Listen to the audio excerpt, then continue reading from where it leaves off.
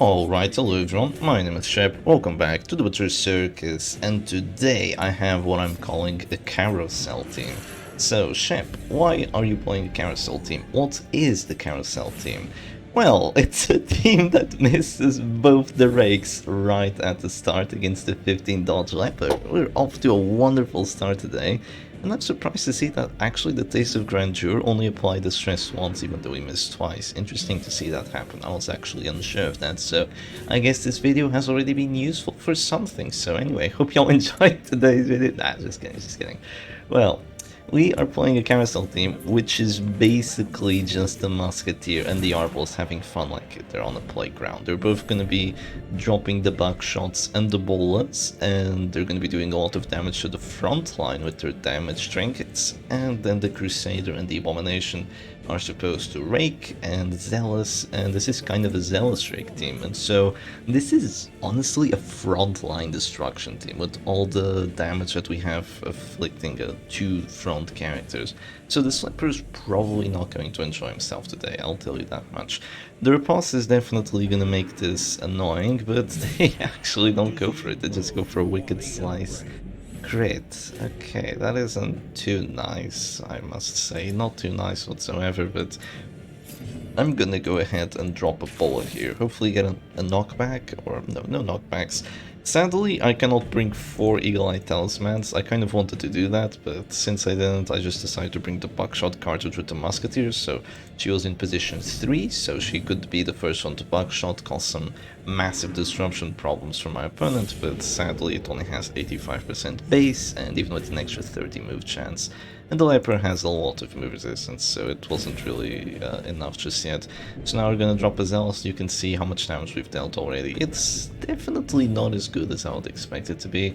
If I had hit the rake, it would definitely have been a lot better, but once again, I wanted to bring another Eagle Eye Talisman, but I ran out. I had to bring some other accuracy trinket, and I just decided on Taste of Grandeur. Rookie mistake, Shepherd Doggy. Big rookie mistake. Well, I'm gonna drop the buckshot here just before there's a finale. I don't really want to see the finale right now. Try to roll for yet another push on the leopard. It's a 25% chance. If we get a crit, it's gonna be a 45, but sadly it doesn't work out. So for the damage trinkets, we of course have Piercing Quarrel for the extra 10 damage, 7 crit, and the armor piercing. I mean, that's just gonna demolish whatever they have going on here. And we're gonna have the same thing for the Musketeer, of course. Speaking of demolishing, my Abomination is not enjoying himself today. But he's just gonna de-transform and get the crit self-heal, right?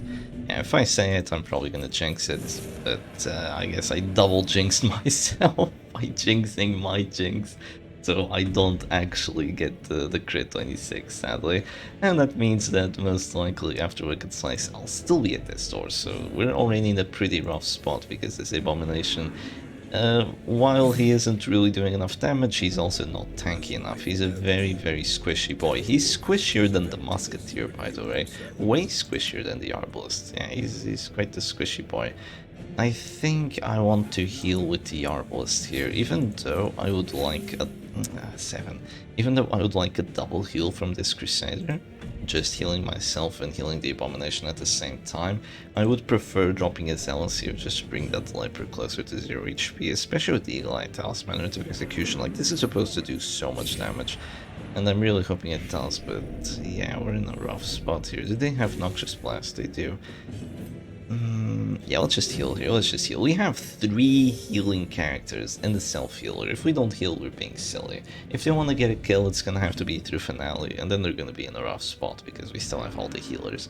At least that's what I'm going for here. I'm gonna start off with the Bola, hopefully to push that Chester back, because even though they can't get the kill with the finale, I don't really want them to. 13 damage to the Leopard because of that revenge. That's actually a pretty decent amount with the crit. Nice, I like it. But as you can see, it's been 3 rounds, and even though we've been going aggressive all the freaking time, we still haven't brought a single character down to 0 yet, which is definitely not ideal.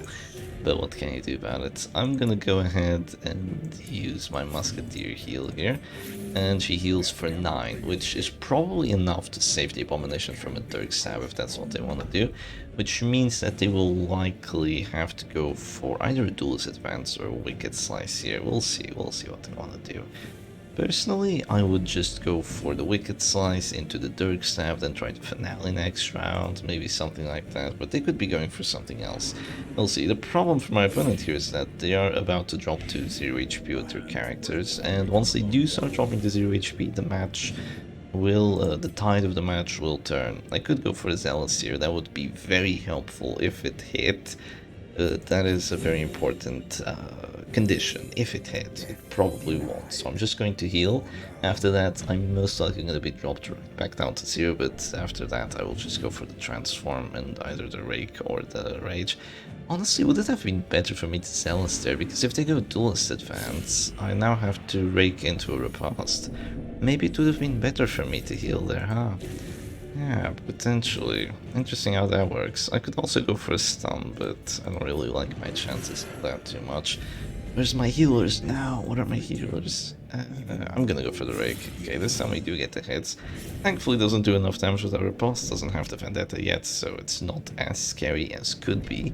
And the Leper is now at 0 HP. Are they going for the heal? Yes, they are going for the heal. So the Leper is back out from 0 HP, and do I want to just heal here? Yeah, I think that would be the smartest move. Let's go for a heal with the Musketeer. I'm just going to use up all my healing actions. I think this is in my interest because all my characters can heal. This is a very heal-centered team. So I will try to use them for as long as possible. Just try to sneak in one offensive action and take it from there. They go for a Q here, which gets a crit for 32 and 25. Thankfully, it doesn't really matter all that much because I can just drop a rally to the flame and...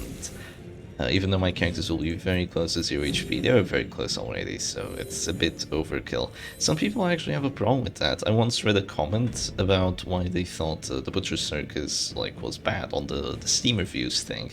People have all sorts of interesting takes on the Steam reviews all the time, and one of them was that characters like the Leper were somewhat useless and that they were never played because even though you could deal a lot of damage, the characters would drop to 0 HP and heal again. To which I ask, well, why don't you stun the healer? Or, you know, isn't forcing your opponent to heal already an amazing thing, and you already get the tempo, and after they heal you just hit them again? Well, I don't really know, maybe they didn't have the team set up to do something like that, but I would say that the Leper is definitely a very solid character. If you have someone that can bring an Abomination down to 0 with just one chop, you can see how much impact that will cause into a match, immediately turning how the match is going from a defensive one to an offensive one, which is definitely what you want to do at most times, because here I'm just taking stress and I'm just being forced to heal over and over again, which isn't ideal, but I'm just looking to maybe take some time off and find a position where I can finally go for a hit and turn the match upside down, probably with a Zealous Accusation here, because their Plague Doctor can't really attack that well. Her best play right now would be to go for a Noxious Blast on my Crusader, but I'm hoping that she doesn't do too damage with it. She actually goes for the Abomination. He can resist it, though I think it's very unlikely. Does she have double Blight Trinkets? No, she has the Snuff. I thought she had double Blight Trinks and this was a J-Man style team. I could have also gone for the Buckshot there, that probably would have been the better play, but I kind of just wanted to drop the Zealous here. That's going to cause an Affliction as well as dropping the Jester down to 0. I would have to get a little bit lucky with the Buckshot to drop him down to 0. And now he goes Hopeless and the Jester goes... Okay, he doesn't go anything yet. Not yet at the very least, and I'd say this match is honestly going pretty well, considering everything. I'd say, because now that their characters are dropping down to 0, even though I've spent the entire past 2 rounds just healing, I finally had a bit of an opportunity, and yeah, they will go for the finale there. But what that means is I can go ahead and drop a Buckshot here, and that is going to be 2 characters to test door. No, not just yet, not just yet. The Leper does survive as well. I will say this team is very far from optimized, of course. It would be a hell of a lot better if I was just running it with, you know, the team is actually built fine, but it would be better if I wasn't spamming Bola and if I was instead, you know, doing actual normal people things like using Sniper Shot and all that, which I finally do, because, you know, I kind of want to kill the character that's at 0 HP in the back. I would love to do that right now, and I still have 3 healers after this, which is definitely very, very good. Yeah, I feel like if this team actually had stuns, I mean, you can put stuns on any team. Most of the time they're going to be better, but yeah, if this team had stuns, if the Abomination was a little bit more disruption focused, I feel like this would be a lot like WD, maybe too familiar, maybe too similar with WD, which is probably why I didn't go for it. I wanted to play something that wasn't WD, so I do it, but then I'm getting WD blues. I want to have the WD again, yeah. Not yet though, not yet. Okay, do I get to push this time around? Wow, wow! Wow, 2 pushes as well. Arbalest, Arbalest, Arbalest. This is looking like the Arbalest from 2 videos ago. Yeah, she was doing wacky stuff back there. She got like a crit 20 and a crit 17 with the bola. She also got hit by a crit repulse, but who cares after you do this much damage and this much disruption. And now I can shoot the lever, by the way. Heal, please heal. Oh, they're gonna go for the heal. That's actually pretty smart, not going for a chop there. Some people would go for the chop there because they think like, you know, I don't know what they think when they do that, but some people would do that sort of move, which was definitely not the best thing to do. Because if you get rid of the corpse, I suddenly have a Musketeer in position 2, which is definitely not ideal for me. I don't want to have a Musketeer in position 2, I want him to stay in the back for as long as possible. Which is why I actually kind of dislike the base game. I know this is completely out of nowhere, but one of the big reasons I actually dislike the base game is that you're really not supposed to lose characters. If you lose characters, it's not only bad because you lose the character, your team composition also goes forward on position no matter what. You've already lost one character, you've already lost one action. Couldn't they at least like give the corpses to the base game so at least the rest of your team could just chill? Because you're very incentivized to just have the exact same playstyle over and over and over again, I feel. Which is kind of sad. The playstyle that you should do in the base game is just play it safe, just chill. That is the best way of playing. And if you want to lose a character, like just have a sacrificial pawn there, someone to be like a meat shield for the rest of the team to just enjoy themselves. Like it's not really going to work out too well. Just kind of like me dropping his Elixir into a repulsed character. And this is also kind of out of nowhere, but it's something that I'm not sure if it was addressed in Darkest Dungeon 2. I'm not sure if you can have a character that's kind of like a sacrificial character.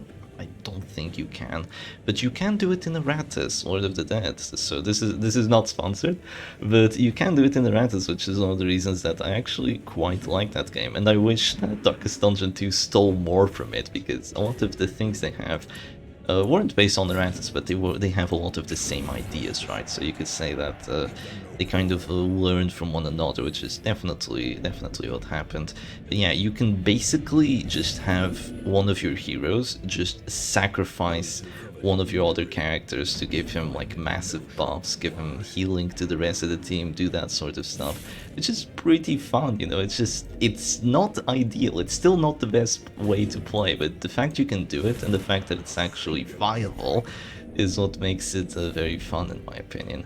And you know what's gonna happen this match? I think I know what's gonna happen this match. This leper is gonna drop down to 0 HP, he's gonna drop a Solemnity here to stay alive, but after he does that, I'm gonna keep hitting him, and eventually he will die, and it's just gonna be the Plague Doctor left, and with just the Plague Doctor left, you know very well what's going to happen. She doesn't actually have the incision, so she cannot do anything if she's the last character alive. I am looking forward to that.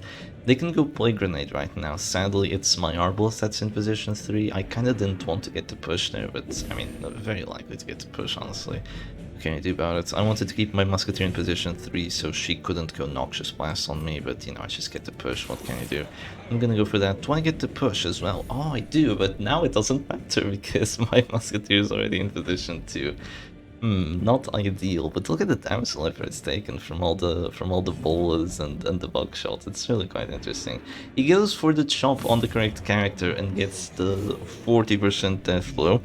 This is being a very close match, but the Arbalest does not want to lose. She goes for a double bola crit again.